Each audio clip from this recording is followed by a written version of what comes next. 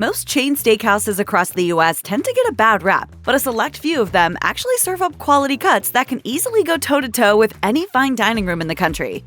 At the top of the list is the Palm, which has been serving USDA prime beef since 1926 and still operates 17 locations across the US and Mexico. Originally a gathering spot for New York journalists and artists, it distinguished itself early on by whipping up prime beef even during wartime scarcity, when quality cuts were hard to come by. Nearly a century later, the restaurant still offers top-tier cuts sourced from well-fed young cattle that's known for its abundant marbling. The Palm also offers a range of classic cuts, from the prime porterhouse to the prime New York strip, and the consistency across locations is something longtime regulars are quick to point out. Plus, reviewers usually refer to it as perfect, and it's pretty hard to argue with that track record.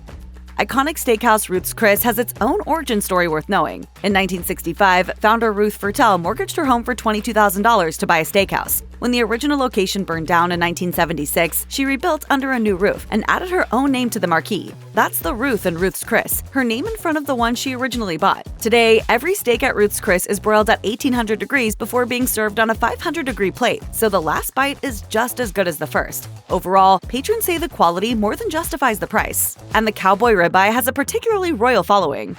Fleming's takes beef seriously in a way that goes beyond the standard playbook. The upscale chain serves USDA prime cuts sourced from family-run Midwestern farms, wet or dry-aged for at least 21 days, and seasoned with just cracked pepper and kosher salt. From there, the meat is charbroiled at 1600 degrees and served on plates warmed to 350 degrees to ensure top quality. For the real enthusiasts, Fleming's also offers Japanese A5 Wagyu strips, the highest grade available, served on a sizzling stone with miso glaze, grated horseradish, and black lava salt at select locations. Best of all, their certified Angus beef ribeye meets 10 quality specifications found in just 4 out of 10 cattle, a prime example of beef done right.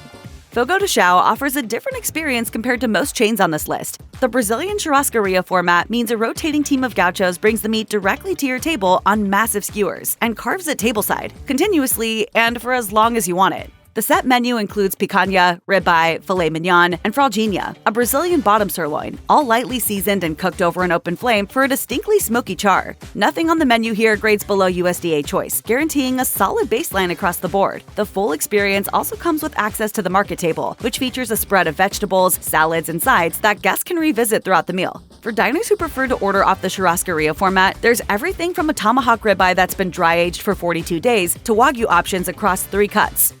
Unlike some of the pricier names here, Texas Roadhouse built its reputation on accessibility and unlimited bread rolls. But don't let the casual atmosphere fool you. Every steak served here is graded USDA choice and cut by hand in-house, a deliberate decision, since machine cutting typically creates friction that draws moisture out of the meat. Less friction, juicier steaks. After getting slathered in a coat of the house seasoning blend, each cut gets seared on a flat top for a minute per side to build a crust. It's then finished on the gas grill for those signature diamond grill marks.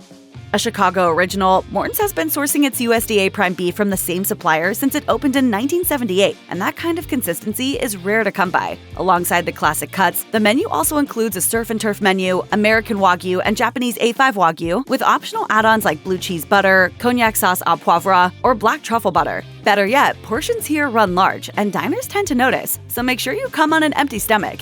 A New York institution since 1977, Smith & Wollensky doesn't just serve any prime beef, it only accepts the top 25% of prime cuts. Those are then dry-aged on the premises for 18 to 28 days before being seasoned with kosher salt and black pepper, and then seared at 800 degrees. The dry-aging process here isn't just about tenderness either. It concentrates on the beef's flavor in a way that fresh cuts can't replicate, resulting in a noticeably deeper, nuttier taste. For fans of something a little more elevated, the restaurant's classic white tablecloth setting matches the caliber of what's on the plate. This makes it an easy choice that's well worth the splurge.